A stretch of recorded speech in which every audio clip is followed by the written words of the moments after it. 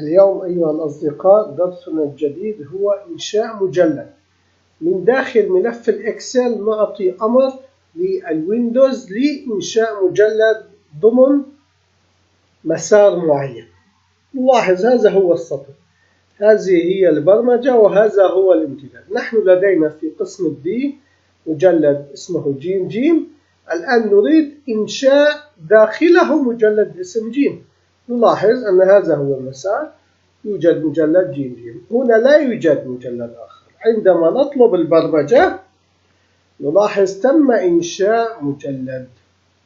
فإذا إنها من البرمجيات المهمة أيضا أننا نتحكم بإنشاء مجلد، وتبعا للدروس السابقة وإنشاء ملفات ونسخ عن الملفات وإرسالها إلى مكان معين. فإذا يمكن أن نربط كل هذه البرمجيات بأننا نستطيع أن نعطي نسخة معينة أو نتحكم بالملفات ونضعها في مجلد معين ولو أن هذا المجلد لم يكن موجودا سابقا. من البرمجيات المفيدة، أرجو أن تسجلوها وتحتفظوا بمعلوماتها لكي تطوروا برامجكم في المستقبل. نلتقي غدا بفكرة جديدة إن شاء الله.